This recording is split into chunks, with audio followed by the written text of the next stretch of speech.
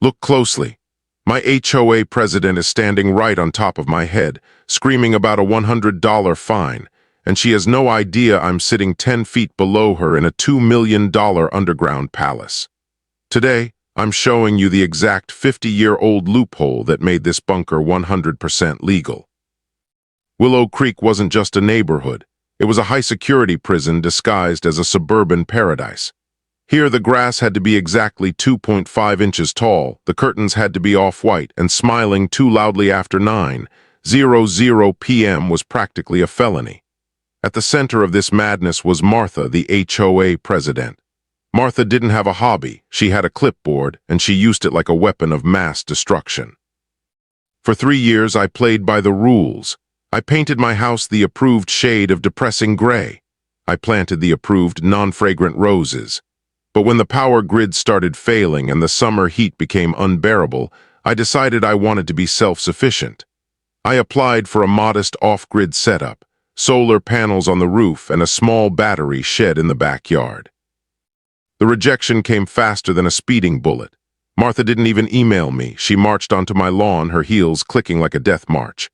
"David, honey," she had said, looking at me as if I were a child who had just wiped mud on a white sofa. "Solar panels are for common areas. They look industrial. They look cheap. We've voted, and the answer is a hard no. In fact, if I see a single wire sticking out of your roof, the fine starts at $500 a day." That was the moment something snapped. I didn't get angry, I got curious. I'm a structural engineer, and if there's one thing I know, it's that every wall has a crack, and every law has a loophole. I spent the next 3 months in the basement of the county records office, digging through files that hadn't been touched since the 1970s. Then I found it. Tucked away in a 1976 annex of the Willow Creek Founding Charter was a specific clause written during the energy crisis and the tail end of the Cold War. It was called the Subterranean Sovereignty Clause.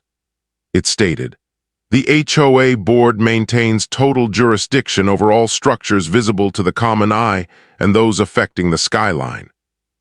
However, the private owner retains absolute architectural freedom for any habitable space constructed entirely beneath the natural grade, provided the surface vegetation remains consistent with community standards." I couldn't believe my luck.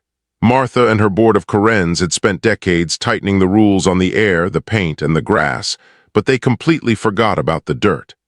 As long as I didn't change the skyline or the visible surface, I could build a freaking rocket silo if I wanted to. But I had a massive problem. How do you build a 5,000 square foot underground mansion without the most nosy woman in America seeing a single dump truck? Martha's house was directly across the street, and she spent most of her day peering through her binoculars like a hawk watching a mouse. I needed a distraction. I needed a project that was noisy, messy, and perfectly approved. I went to the board and applied for a total ecological lawn and drainage restoration. I told them my yard had a hidden drainage issue that could potentially flood the neighbor's basement. Afraid of a lawsuit, Martha signed the permit in 10 seconds. "Make it quick, David," she warned. "I don't want to see dirt piles for more than a month." I smiled. "Don't worry, Martha. By the time I'm done, you won't see a thing." Under the cover of a massive, soundproof construction tent, which I claimed was to prevent dust from hitting the neighbors' cars, the real work began. I didn't hire a standard construction crew. I hired specialized mining contractors who worked on subway tunnels. We didn't use loud jackhammers, we used diamond-tipped silent drills. The most genius part? We didn't use dump trucks to take the dirt out. I installed a high-speed conveyor belt that ran from the center of my backyard directly into my garage. From there, we loaded the soil into landscaping supply vans that came and went 20 times a day. To Martha, it looked like I was just bringing in a lot of new soil for my drainage project. In reality, those vans were leaving my house heavy with the earth of what would soon be my masterpiece. Day by day, we went deeper.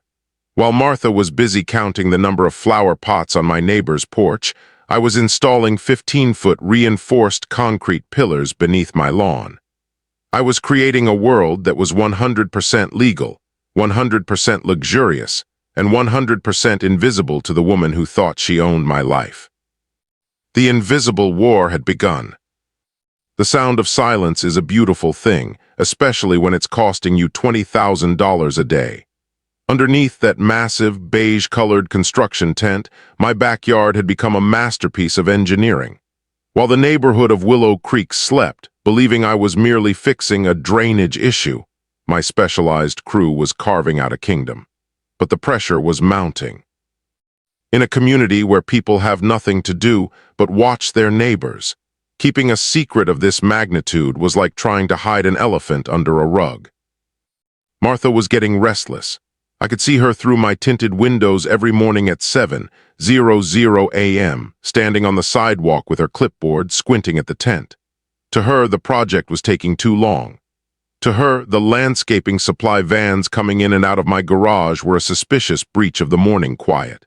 She was looking for a crack in my story, and I knew that sooner or later she would try to force her way inside. "David," she hollered one afternoon, her voice cutting through the hum of my silent generators. I walked out to the edge of my driveway, wiping fake grease onto a rag to look like a man struggling with a pool pump. "It's been 3 weeks. The bylaws state that any temporary structure, including this eyesore of a tent, must be removed within 21 days unless a formal extension is granted for extreme structural failure. Are you telling me your dirt is that problematic?" I gave her my best tired homeowner look. "Martha, you wouldn't believe the soil composition down there. It's like soup. If I pull this tent now, the moisture will ruin the new foundation, and the runoff will end up right in your prize-winning rose bushes." The mention of her roses bought me another week. Martha valued her garden more than most human lives. She grumbled, scribbled something on her clipboard, likely a note to check my permit at the city office, and marched away. But I knew the clock was ticking. We had already excavated the main living area, but the structural reinforcements for the ceiling, the very ground Martha was walking on, were still being set.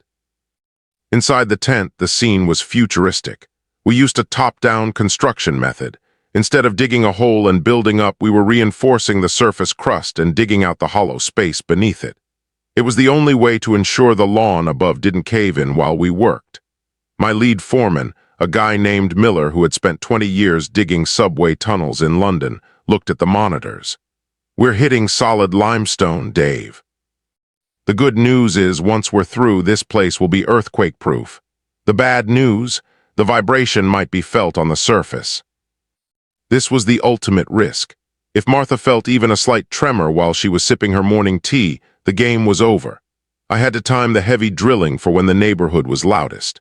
I started paying the local garbage truck drivers to linger near my house, and I hired a fake tree trimming crew to run wood chippers at the edge of my property during peak drilling hours. The neighborhood was a cacophony of approved noises, masks for the secret birth of my bunker. By the end of the second week of Part 2, the first level was hollowed out. It was a cavernous space, chilly and smelling of damp earth and wet concrete. We began the slab injection. This was the most critical phase. We had to pump tons of high-strength, lightweight concrete into the forms to create the ceiling of the bunker and the floor of the lawn above. If the pressure wasn't perfect, the lawn would bulge or sink. I spent that night awake watching the laser levels. If the grass moved by even half an inch, Martha's aesthetic sensors would go off. "Hold the pressure," I whispered to Miller as the pumps groaned. We watched the red laser lines dancing across the underside of the dirt. For a second, the ground groaned. A small crack appeared in the soil above us. "Stop!" Miller yelled. We froze. 10 feet above us in the dark of the night, Martha was probably asleep. Or worse, she was awake, wondering why her floor felt like it had a heartbeat. We waited for 20 minutes in total silence. No sirens, no angry knocking. The ground held. The next morning, the drainage restoration was technically complete.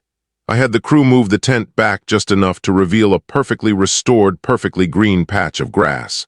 I had used high-end sod that matched the rest of the lawn perfectly. When Martha walked by at her usual time, she stopped. She walked onto my property, a violation of my privacy, but I didn't care and literally jumped on the grass. She was trying to see if it was hollow. She was testing the firmness of my story. I stood on my porch, holding a cup of coffee, my heart hammering against my ribs. She jumped again, her heels sinking slightly into the fresh sod. "Seems sturdy," she admitted, looking disappointed that she couldn't find a reason to find me. "But I'm watching you, David. I still don't understand why you needed 40 bags of underground sealant delivered yesterday." "Termites, Martha," I lied smoothly. "Subterranean termites, can't be too careful." She rolled her eyes and left. As soon as her door clicked shut across the street, I slumped against my doorframe. She had no idea that beneath her feet the concrete was curring into a 100% legal fortress. But the hard part wasn't the digging. It was the luxury. Now that the shell was built, I had to bring in the furniture, the lighting, the 70-inch 8K television, and the kitchen appliances, all without a single neighbor seeing a delivery truck. The next phase was the stealth move-in, and it was going to require a 50-year-old loophole even more obscure than the first. The concrete was set, the grass was green, and the surface of my property looked as boringly approved as every other house in Willow Creek. But beneath that silent lawn lay a hollow, echoing cavern of raw concrete and limestone. It was a 100% legal shell, but a shell isn't a home. To fulfill the promise of that luxurious sanctuary seen in the thumbnail, I had to transform this tomb into a palace. The problem: you can't exactly carry a mahogany dining table or a 300-pound leather sofa through a standard front door without Martha's binoculars catching every detail. Martha was currently on a high-alert phase. Because the drainage project had finished without her finding a single violation, she felt insulted. She was convinced I was hiding something, and she had started a new routine: the night patrol. Every evening at 11:00 p.m., she would walk her miniature poodle, Fluffy, past my house, pausing at the edge of my driveway to sniff the air for anything non-conforming. "I smell cedar, David," she remarked one night as I was taking out the trash. She pointed her flashlight toward my garage. "Cedar is not an approved scent for exterior landscaping in this zone. Please tell me you aren't installing unpainted wooden structures in your backyard." "Just some mulch, Martha," I said, my heart skipping a beat. The smell was actually the premium cedar paneling being cut for the underground library. "It's organic, good for the drainage soil." She narrowed her eyes, the flashlight beam reflecting off her glasses. "Organic or not, if I see a cedar fence, you'll be in front of the board by Monday." I needed a way to get tons of luxury materials: marble countertops, velvet curtains, high-end electronics, and HVAC systems, into the bunker without a single delivery truck stopping at my curb. This is where the second part of the 50-year-old loophole came into play. The Subsurface Utility and Storage Act didn't just allow for the space, it allowed for auxiliary logistics access. In 1976, they were worried about getting supplies into fallout shelters during an emergency. The law stated that any subsurface structure could be served by concealed portals as long as they were integrated into existing, approved surface structures. I looked at my detached two-car garage. It was a standard HOA-approved building with a concrete floor. Under the guise of installing a new car lift, which I had a permit for, we cut a 10-foot by 10-foot section out of the garage floor.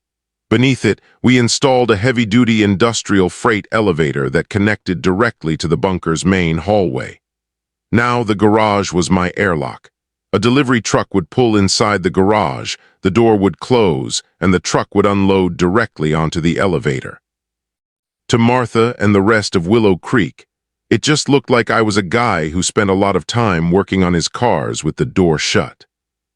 The move-in was a masterpiece of logistics. I had my furniture suppliers strip all the branding off their trucks. They arrived disguised as plumbing maintenance or HVAC repair vehicles, common sights in a neighborhood where things were always breaking.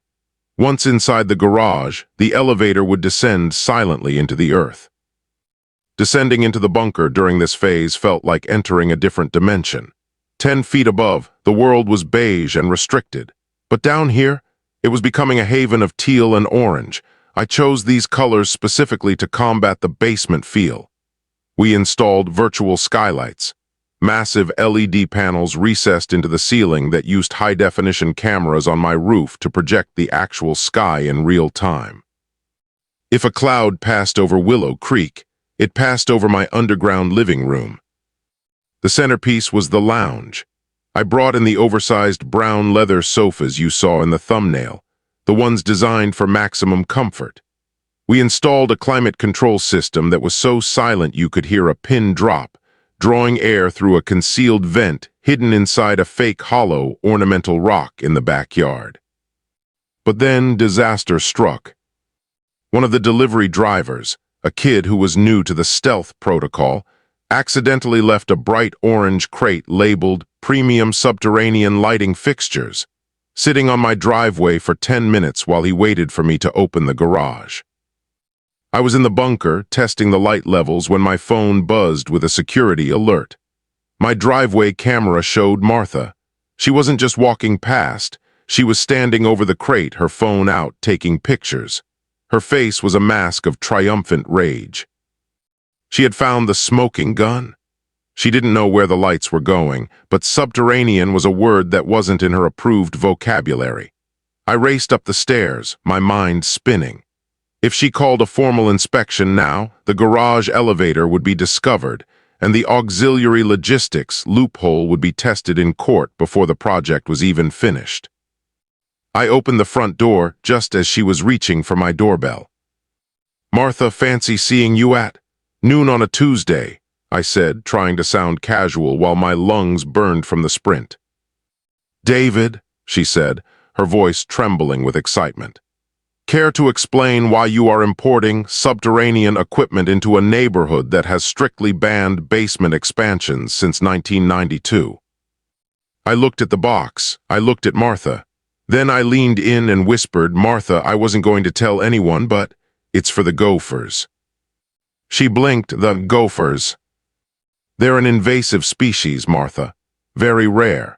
The city told me I have to use subterranean light traps to lure them out of the drainage pipes without using chemicals that would hurt your roses."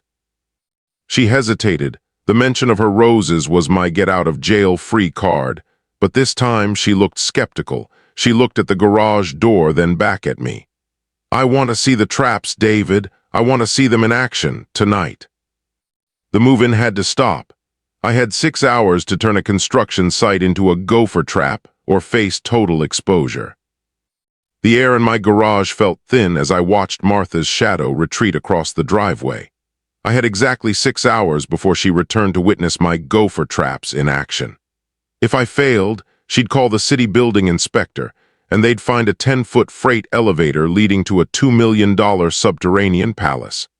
My heart was a drum in my chest as I descended into the cool, teal-walled silence of the bunker. "Miller, stop the furniture," I shouted.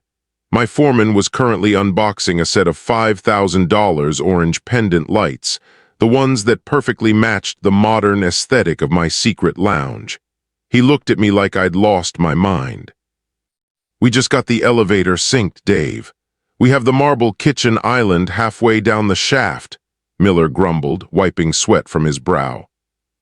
"Reverse it," I commanded. "We need to turn the garage into a theater of lies. Martha thinks I'm running a subterranean light trap operation for a rare species of gopher. If she doesn't see something that looks like high-tech pest control by 8:00 p.m., she's bringing the board. And Miller, make it look expensive and confusing. Martha respects anything that looks like it costs more than her car." For the next 5 hours, my crew of elite tunnel engineers became special effects artists. We took the premium subterranean lighting crates and emptied them. Instead of the luxury fixtures, we filled them with tangled bundles of fiber optic cables and green LED strips we stripped from the bunker's emergency exit signs.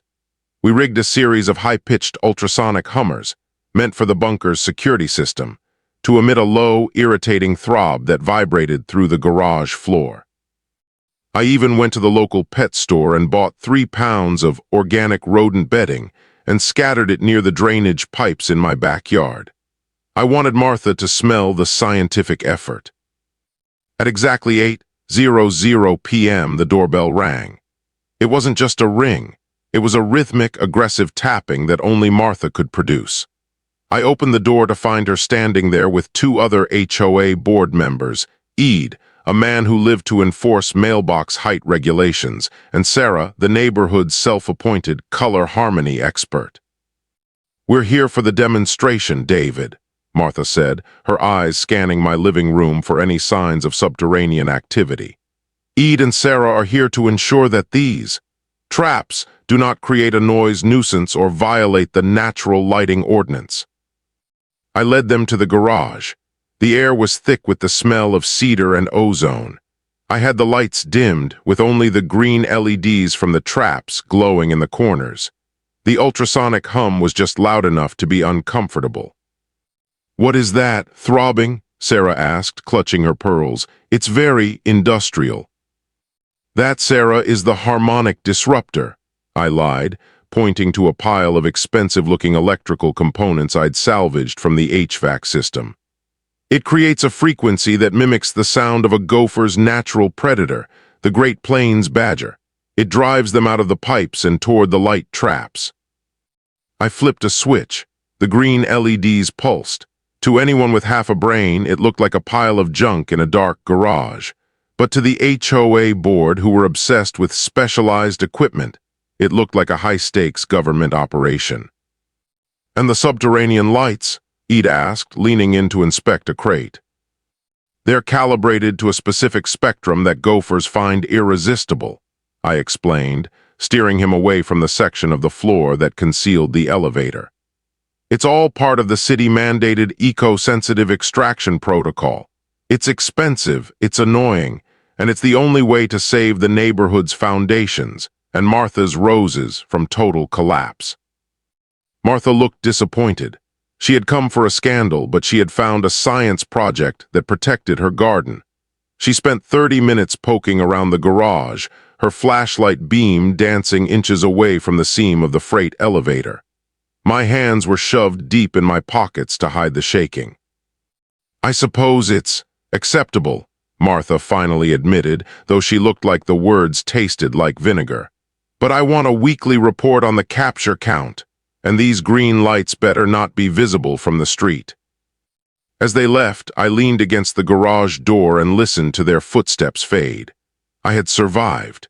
The gopher gambit had bought me the time I needed to finish the move-in. But as I turned to head back into the bunker, I saw something that made my blood run cold. One of the traps had shifted. It was sitting directly on top of the elevator seam, and because of the vibration, it had moved just enough to reveal a tiny, glowing teal light coming from the gap in the floor. I looked back at the street. Martha had stopped at the end of my driveway. She wasn't looking at the roses. She was looking back at my garage, her eyes narrowed. She hadn't seen the light yet, but she knew something was wrong. The vibration wasn't coming from the harmonic disruptor. The ground under my garage was humming with the sound of the bunker's air filtration system, which had just kicked into high gear because Miller had accidentally left the oxygen refresh cycle on. I had fooled the board, but I hadn't fooled Martha's sixth sense for violations. I realized then that I couldn't just hide anymore. I had to finish the bunker, move in, and prepare for the inevitable day the earth would literally open up. "Miller," I whispered into my radio as I watched Martha finally turn the corner. "The move-in is back on, but forget the furniture for a second. We need to reinforce the garage floor with a lead-lined acoustic shield. Karen is listening, and she's starting to hear the truth." The gopher gambit had worked, but only by the skin of its teeth. The problem with lying to a woman like Martha is that it doesn't end the suspicion. It just gives it a new shape. Now Martha wasn't looking for unauthorized paint. She was looking for a scientific anomaly. Every time a car drove past or a bird chirped too loudly, I felt her eyes on my garage, waiting for that green LED glow to betray me. "Miller," I said, my voice echoing in the cavernous, half-furnished lounge of the bunker. "The vibrations are going to kill us. If she hears the HVAC kick on during a quiet night, she's going to call the EPA, the city council, and probably the Ghostbusters. We need total acoustic isolation." Miller looked up from a blueprint of the ventilation system. "Dave, we're 10 feet underground. Soil is a natural dampener, but the garage floor is concrete. Concrete is a conductor. It's basically a giant speaker drum for everything happening down here. The next 48 hours were a frantic race against Martha's ears. To maintain the 50-year-old loophole's legality, the surface had to remain consistent with community standards. That meant I couldn't just pile sandbags in my garage. I had to use engineering. We began installing active noise cancellation, ANC panels, massive, high-tech versions of what you find in luxury headphones, along the ceiling of the bunker. These panels used microphones to listen to the hum of the pumps and the elevator, then emitted an out-of-phase sound wave to cancel it out. But while we were fixing the sound, the visual standards were about to take a hit. Because the bunker was now fully sealed, the internal temperature began to rise.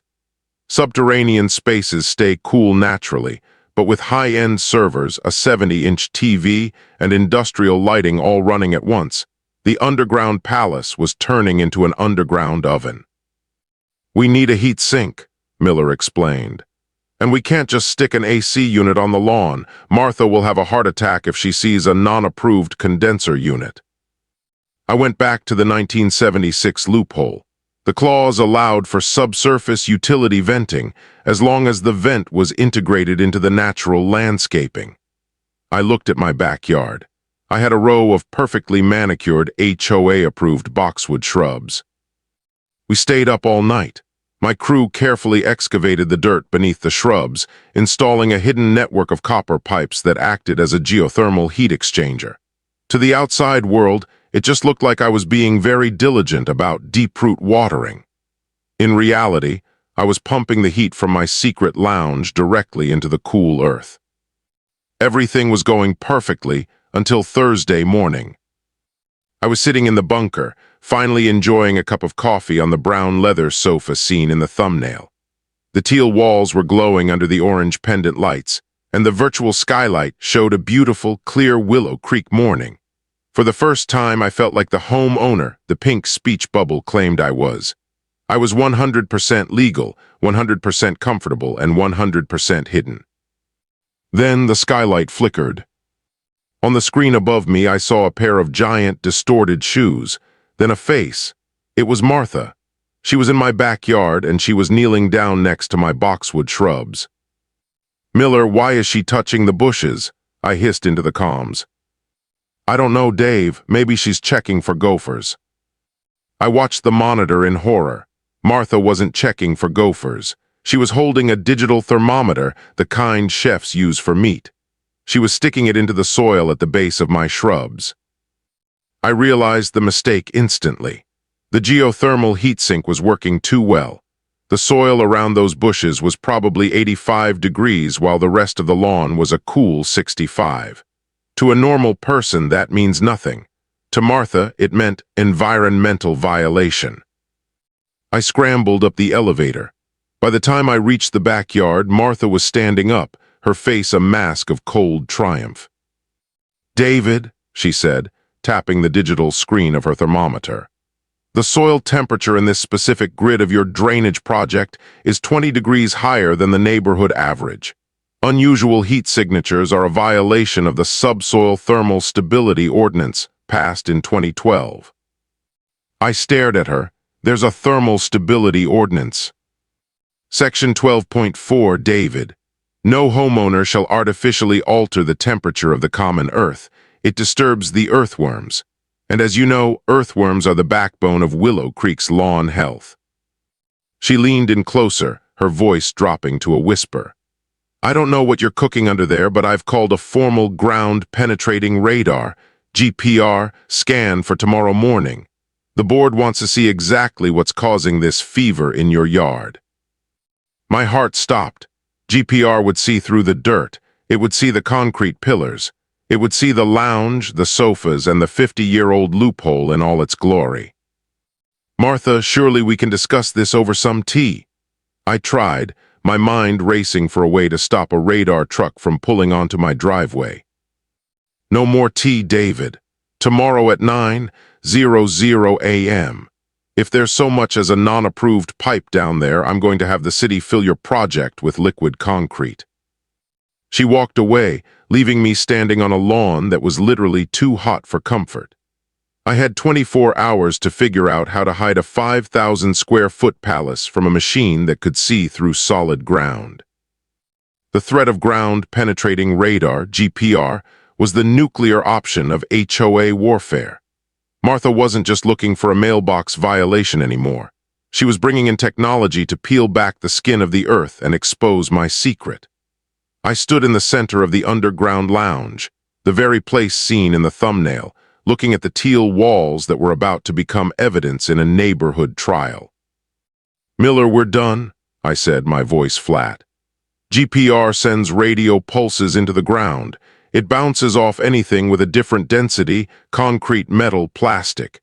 It's going to draw a 3D map of this entire palace in about 15 minutes. Miller was strangely calm. He was leaning against the marble kitchen island, chewing on a toothpick. "Dave, you're an engineer, but you're thinking like a civilian. GPR has a weakness. It relies on a clear signal return. If the ground is noisy, the radar sees nothing but static." "Noise, how do we make the ground noisy?" I asked. "The 50-year-old loophole, Dave," Miller grinned. "The 1976 Act was written during a time of high-tech espionage fears. It has a provision for signal privacy and electronic shielding for all subterranean storage units to prevent external surveillance." I raced to the archives again. There it was, Section 14.2, owners of subsurface facilities are permitted to install passive or active geological dampeners to ensure the privacy of stored contents from electromagnetic sounding. The plan was audacious. We didn't need to hide the bunker, we needed to hide the edges of the bunker. We had less than 12 hours. My crew worked through the night, but we weren't digging. We were planting. We took rolls of heavy-duty lead-lined mesh and high-density aluminum foil and buried them just 6 inches under the sod, creating a Faraday carpet over the entire property. But that wasn't enough. A flat sheet of metal would look suspicious on a radar. We needed to create false positives. Miller brought in 4 industrial-grade signal scatterers, devices that emitted low-frequency electromagnetic pulses. We buried them in the 4 corners of the yard. When the radar hit them, it wouldn't see a room. It would see a chaotic, unreadable mess of interference that looked like a massive, natural deposit of iron ore or metallic trash left behind by the original 1970s developers. 9:00 a.m. arrived like a funeral bell. A white van with subsurface analytics written on the side pulled into my driveway. Martha was already there, wearing a reflective safety vest she'd probably bought just for this occasion. She looked like she was ready to personally lead the bulldozer. Ede and Sarah were with her, looking eager to see the scandal revealed. "Morning, David," Martha smirked. "This is Mr. Henderson. He specializes in finding things that people try very hard to bury. I suggest you start thinking about where you're going to live once we revoke your residency permit." "I'm just worried about the earthworms, Martha," I said, leaning against my porch railing with a fake yawn. "All this radar radiation seems a bit industrial, don't you think?" Mr. Henderson began pushing his radar unit, which looked like a high-tech lawnmower, across my grass. He started near the garage, the exact spot where the elevator sat. I held my breath. If the signal scatterers didn't work, the screen would show a perfect rectangular shaft. Henderson stopped. He frowned, looking at his tablet. He backed up and ran over the spot again. "Is there a problem?" Martha asked, her voice sharp. "Signal's messy," Henderson muttered. "I'm getting massive ghosting. It's like the ground is made of tin foil and magnets." "It's the mineral content," I chimed in. "Willow Creek was built on an old dumping ground for a steel mill back in the 40s. Didn't you know that, Martha? It's in the town's historical geological survey." Henderson moved to the center of the lawn, directly over my secret lounge. The radar hit the signal scatterers. Suddenly, his tablet started beeping frantically. The screen filled with jagged, red lines and static. "What is that?" Sarah gasped, pointing at the screen. "Is that a bomb?" "No," Henderson said, scratching his head. It's nothing or everything. The interference is so bad I can't even see 2 feet down. It's a total blackout. I've never seen anything like it. Martha grabbed the tablet, shaking it as if that would fix the image. There has to be something. Look at the heat signature. Look at the drainage project. I'm telling you, ma'am, Henderson sighed. Unless you want me to bring in a literal excavator and dig up the whole yard, I can't tell you if there's a bunker or a buried school bus down there. The signal is jammed. Martha turned to me, her face purple with rage. She knew I had cheated. She knew I had used another loophole to blind her. But without proof, she was powerless. The GPR report would come back as inconclusive due to geological interference. This isn't over, David, she hissed, stepping so close I could smell her peppermint tea. If I can't see what's under your house, I'll find a way to make the house itself illegal. I'm calling an emergency aesthetic audit. She stomped off, followed by her baffled board members. I watched them go, but I wasn't celebrating. A jammed radar was a temporary fix. Martha was now obsessed, and an obsessed Martha was more dangerous than any radar. I went back down to the lounge. The 100% legal palace felt a little smaller today. Miller, I said into the radio, she's going for the audit. She's going to try and enter the house. We need to hide the entrance to the elevator, and we need to do it by sunset. The emergency aesthetic audit was the HOA equivalent of a search warrant. Martha had exhausted her technology, her binoculars, and her patience. Now she was using the ultimate power granted to the board, the right to inspect the internal structural integrity of any home suspected of violating the neighborhood's foundational safety. She didn't need to see through the dirt anymore. She was coming through the front door. Miller, I said, my voice echoing through the teal-walled lounge. The audit is in 6 hours. They aren't just looking at the yard. They're going to walk through every room in this house. If they find the elevator in the garage or the hidden staircase behind the pantry, it's game over.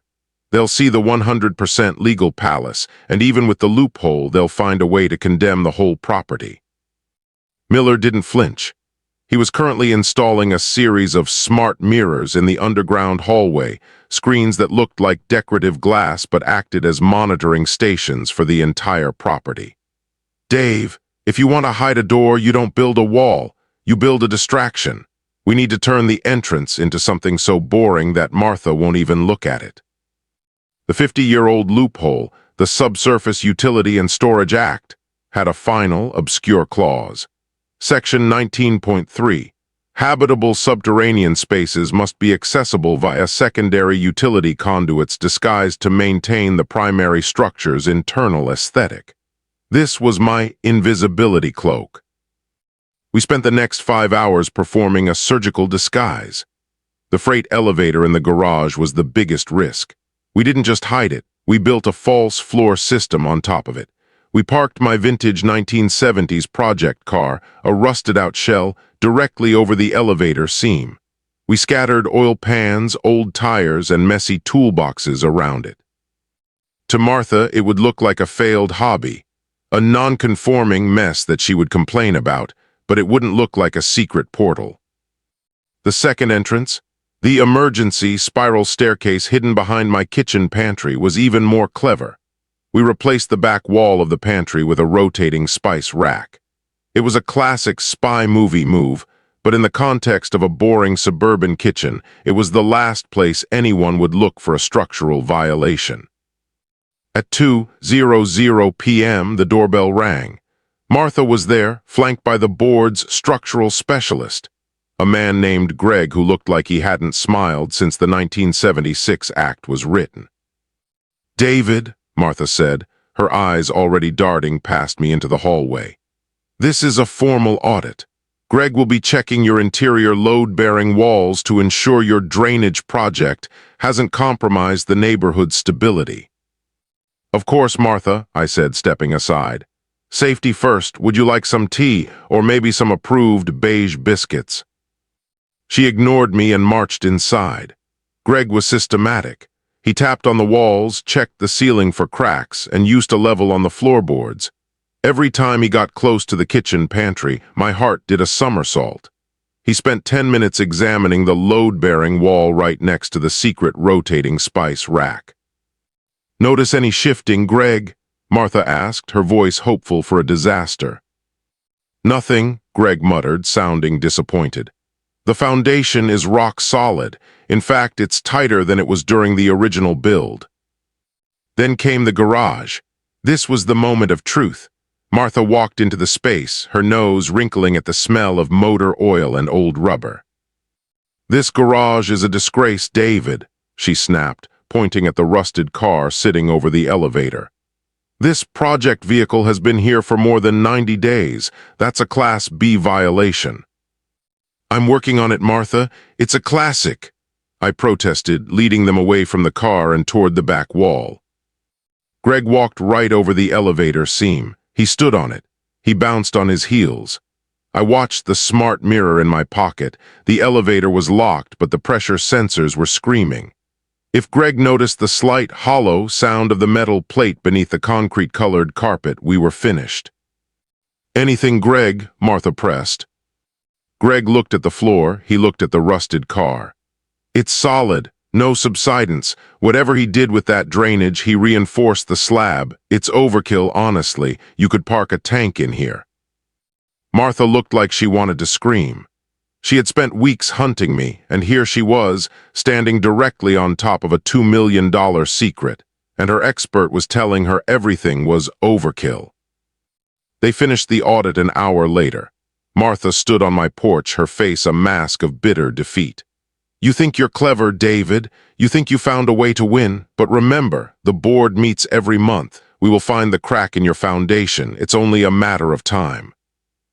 As she walked away, I didn't feel relief. I felt the weight of the secret. I went back into the garage, moved the car, and descended into the bunker. The teal walls were glowing. The orange lights were warm. My 100% legal palace was safe. But the audit had revealed one thing: Martha would never stop. To truly be free, I had to stop hiding the loophole and start using it to change the neighborhood forever. "Miller," I said, sitting on the leather sofa, "the audit is over, but we aren't done building. If Martha wants to see what's under the ground, we're going to show her, just not in my yard." The silence in the bunker was no longer the silence of a man hiding. It was the silence of a man preparing for a final move. Martha had tried technology, she had tried the law, and she had tried a physical audit. Every time she had walked right over the truth without seeing it. But as I sat on my leather sofa, looking at the teal walls of my 100% legal sanctuary, I realized that living in a secret was just another form of being trapped by the HOA. "Miller," I said, leaning toward the intercom, "how many of our neighbors have received aesthetic violation notices this month?" Miller's voice crackled back instantly. "At least 12. The Johnsons got fined for a bird bath. The Millers are being forced to repaint their garage because the beige is 2 shades too dark. Everyone is miserable, Dave. Why?" "Because," I smiled, "a loophole is only a secret until it becomes a movement. It's time to take Willow Creek underground." The final phase of the 50-year-old loophole wasn't about construction. It was about community. The Subsurface Utility and Storage Act allowed for inter-property connectivity for the purpose of shared emergency resources. In 1976, this meant shared bunkers for neighbors. In 2026, it meant a secret network. Over the next 3 months, under the continued guise of drainage repairs and utility upgrades, we didn't just stay in my yard. We used a micro-tunneling boring machine, the kind used for laying fiber-optic cables, to connect my bunker to 4 other houses on the block. The owners were people like me, tired of Martha's clipboard, tired of the beige tyranny, and desperate for a space where they could actually live. We built the Common Ground. It was a 2,000-square-foot subterranean community center located exactly 30 feet beneath the HOA's common area park. It had a cinema, a gym, and a lounge that made my original bunker look like a closet. And because it was entirely beneath the natural grade, it was 100% legal and 100% invisible to Martha's binoculars. The climax happened on a Tuesday evening during the annual Willow Creek Town Hall meeting. Martha was standing at the podium in the neighborhood park, lecturing 60 residents about the shameful rise in non-approved porch furniture. "Willow Creek is a sanctuary of tradition," Martha proclaimed, her voice booming through a megaphone. "If you cannot respect the surface aesthetics, you do not belong in this community. We see everything. We monitor every inch of this." Suddenly, the ground beneath her feet let out a low, rhythmic thrum. It wasn't an earthquake. It was the bass from the 120-inch surround sound system we had just installed in the common ground lounge directly below her. Martha froze. The audience looked around, confused. "What is that? Industrial vibration?" Martha shrieked, clutching the podium. I stood up from the crowd, holding my tablet. "Actually, Martha, that's not industrial.